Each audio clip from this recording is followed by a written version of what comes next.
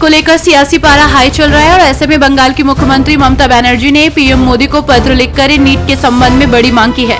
CM ने PM से NEET को खत्म करने और राज्य सरकारों द्वारा इस परीक्षा को आयोजित करने की पिछली प्रणाली को बहाल करने का आग्रह किया है। ममता ने कहा है कि नीट में जो भी गड़बड़ी हुई है उसकी साफ और निष्पक्ष जांच की जरूरत है। राष्ट्रपति द्रौपदी मुर्मू के अभिभाषण के बाद आज लोकसभा और राज्यसभा में धन्यवाद प्रस्ताव पेश किया जाएगा। इस पर सांसद चर्चा करेंगे। इस चर्चा के बीच आज दोनों सदनों में नीट मामले को लेकर विपक्ष के हंगामा करने के आसार हैं।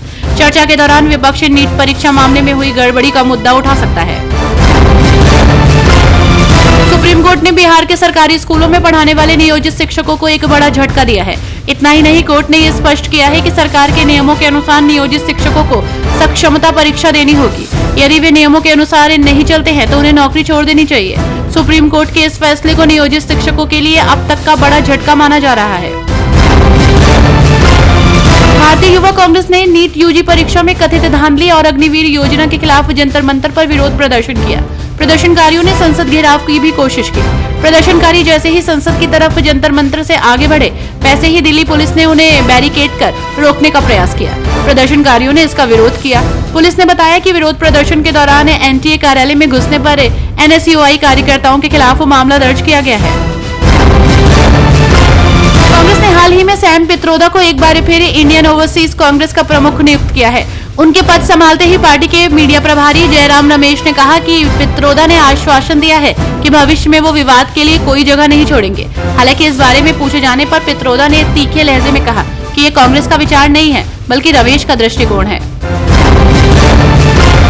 संविधान बचाओ बनाम आपातकाल की जंग ने नई लोकसभा के पहले ही सत्र में सरकार और विपक्ष के बीच टकराव की मजबूत जमीन तैयार कर दी है। इसका असर वर्तमान सत्र के बचे 4 कार्य दिवसों पर पड़ता तय है। कांग्रेस की अगुवाई में इंडिया गठबंधन के आम चुनाव के बाद संविधान बचाओ मुहिम को जारी रखने की रणनीति का जवाब देते हुए आपातकाल मामले को पूरी ताकत से उठाकर सरकार ने भी अपने इरादे स्पष्ट कर दिए हैं। बिहार बीजेपी के वरिष्ठ नेता और पूर्व केंद्रीय मंत्री रहे अश्विनी चौबे के एक बयान से बिहार के सियासी गलियारों में तूफान उठ गया है। अश्विनी चौबे ने 2025 के बिहार विधानसभा चुनाव को लेकर बीजेपी के नेतृत्व वाली सरकार बनाने की मंशा जाहिर कर दी है। ऐसे में सियासी गलियारों में बयानबाजी का दौर भी शुरू हो गया है। इस बीच मुख्यमंत्री नीतीश कुमार आज 3 दिवसीय दौरे पर दिल्ली रवाना हो रहे हैं। महाराष्ट्र का सियासी पारा इन दिनों हाई चल रहा है। आगामी चुनावों को लेकर तैयारियां जोरों पर है और ऐसे में अजीत पवार गुट के 4 से 5 विधायकों ने जयंत पाटिल से मुलाकात की है। कुछ दिन पहले भी जयंत पाटिल ने दावा किया था कि एनसीपी के विधायक शरद पवार गुट के संपर्क में हैं। खबरों के अनुसार शरद पवार गुट के प्रदेश अध्यक्ष जयंत पाटिल विधानमंडल के काम से आए थे। वहीं जानकारी सामने आ रही है कि अजीत पवार गुट के 4 से 5 विधायकों ने एक दफ्तर में उनसे मुलाकात की है। ईओयू ने सिपाही भर्ती परीक्षा पेपर लीक मामले में अहम खुलासे किए हैं। आपको बता दें कि ईओयू की ओर से जानकारी दी गई है कि इस मामले में 4 और आरोपियों को गिरफ्तार किया गया है। इस पेपर लीक केस में बंगाल और यूपी कनेक्शन जुड़ गया है। ईओयू के हत्थे चढ़े इन आरोपियों में 3 पश्चिम बंगाल के और 1 उत्तर प्रदेश का रहने वाला है। ये सभी गिरफ्तार आरोपी कैलटेक्स मल्टीवेंचर प्राइवेट लिमिटेड कोलकाता के निदेशक हैं।